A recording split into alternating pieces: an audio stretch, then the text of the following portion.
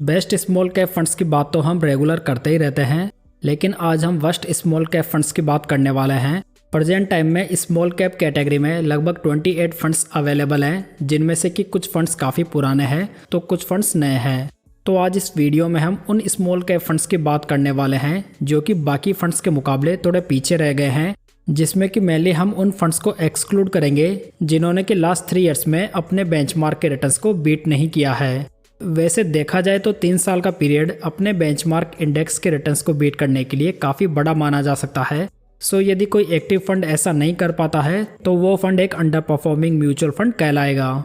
साथ ही हमने हमारे इस वैल्यूएशन में 6 ऐसे स्मॉल कैप फंड्स को एक्सक्लूड कर दिया है जिन्हें कि लॉन्च हुए 3 साल का समय नहीं हुआ है। आप इन 6 स्मॉल कैप फंड्स की लिस्ट को यहाँ पर देख सकते हैं। तो चलिए सबसे पहले बात करते हैं नंबर 9 फंड की, जो कि है LIC स्मॉल कैप फंड। ये फंड एक LIC का स्मॉल कैप फंड है जो कि लास्ट 7 ईयर्स में अपने बेंचमार्क के रिटर्न्स को किसी भी टाइम होराइजन में बीट नहीं कर पाया है। दोस्तों मैं यहाँ पर ओनली लास्ट 3 ईयर्स की परफॉर्मेंस के बेसिस पर इन फंड्स को रैंक कर रहा हूँ। तो देखा जाए तो यदि कोई फंड 7 सालों में भी अपने बेंचमार्क के रिटर्न्स को बीट करने में स्ट्रगल कर रहा है तो वो फंड इन्वेस्टमेंट के लायक नहीं माना जा सकता।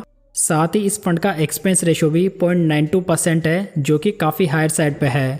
इनके अलावा ये फंड नेगेटिव अल्फा भी जनरेट कर रहा है और ये फंड एक हाई वॉलेटाइल फंड भी है। अगर नंबर 8 फंड की बात करें तो यह है UTI स्मॉल कैप फंड। ये स्मॉल कैप फंड ओनली 4 साल पुराना फंड है, जिसमें कि इसने लास्ट 3 ईयर्स में अपने बेंचमार्क के रिटर्न्स को बीट नहीं किया है। हालांकि इस फंड की लास्ट 1 ईयर की परफॉर्मेंस में थोड़ा उछाल जरूर आया है, जहां पर इसने कैटेगरी एवरेज से बढ़िया रिटर्न्स बनाकर दिए हैं। नेक्स्ट बात करते हैं नंबर 7 फंड की, जो कि है आदित्य बिरला सन लाइफ स्मॉल कैप फंड। अगर लास्ट 10 ईयर्स का वर्स्ट स्मॉल कैप फंड देखें तो वहां पर यह फंड सबसे आगे खड़ा है। इस फंड ने लास्ट 10 ईयर्स में किसी भी टाइम होराइजन में अपने बेंचमार्क के रिटर्न्स को बीट करके नहीं दिया है। साथ ही लास्ट 10 ईयर्स में ये फंड 12 फंड्स में से लास्ट भी रहा है, लेकिन रिसेंट में फंड की परफॉर्मेंस में थोड़ा सुधार जरूर देखा गया है। इनके अलावा इस फंड का एक्सपेंस रेशियो भी काफ़ी हाई है, जो कि डायरेक्ट प्लान का 1% है और 2024 में इस स्कीम के फंड मैनेजर्स में भी चेंजेस देखे गए हैं। इनके अलावा ये फंड नेगेटिव अल्फा जनरेट कर रहा है और ये फंड एक हाई बीटा फंड भी है। नंबर 6 पे आता है ICICI prudential small cap fund.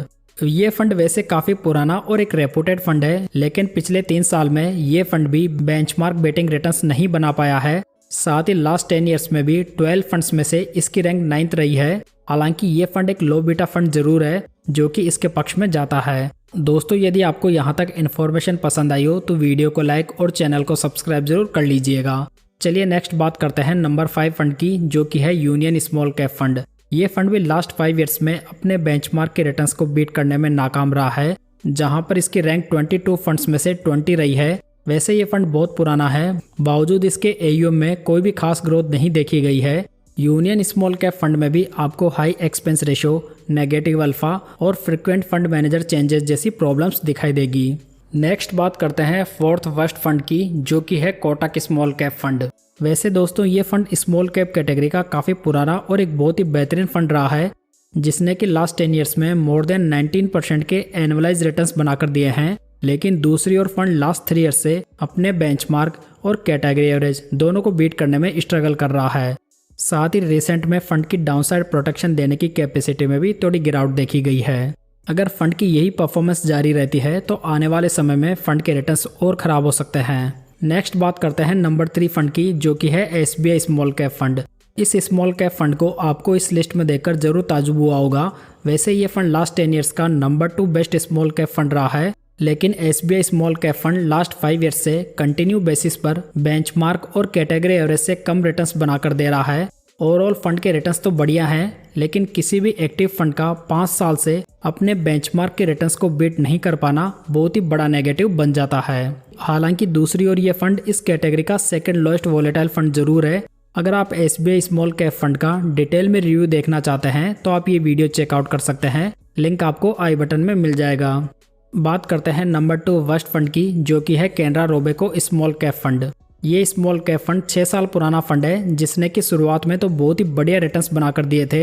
हालांकि उसके बाद में फंड की परफॉर्मेंस में लगातार डिप आता गया और फंड लास्ट 3 ईयर्स से अपने बेंचमार्क और कैटेगरी एवरेज के रिटर्न्स को बीट करने में स्ट्रगल कर रहा है, जहां पर इसकी रैंक 28 फंड्स में से 26 हो चुकी है। साथ ही रिसेंट मार्केट गिरावट में इसने कोई बहुत ज़्यादा डाउनसाइड प्रोटेक्शन भी प्रोवाइड नहीं की है। वैसे देखा जाए तो ये फंड बहुत ही स्टेबल पोर्टफोलियो वाला फंड है, लेकिन करंटली ये काफ़ी ज़्यादा स्ट्रगल कर रहा है। चलिए फाइनली बात करते हैं वर्स्ट स्मॉल कैप फंड की, जो कि है PGM India small cap fund.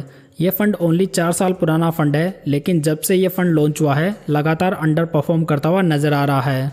साथ ही ये फंड कैटेगरी का वर्स्ट अल्फा भी जनरेट कर रहा है, जो कि नेगेटिव में 3.33% है। रिटर्न्स की बात करें तो ये फंड लास्ट 3 ईयर्स में स्मॉल कैप कैटेगरी का लास्ट रैंक फंड भी रहा है। साथ ही फंड की रिसेंट परफॉर्मेंस में भी कोई खास इंप्रूवमेंट नहीं देखा गया है। तो दोस्तों ये थे प्रेजेंट टाइम के 9 वर्स्ट स्मॉल कैप फंड्स। ऐसा नहीं है कि ये सभी फंड्स खराब हो चुके हैं, इनमें से कई अच्छे फंडामेंटल फंड्स आने वाले समय में जरूर अच्छा कर सकेंगे।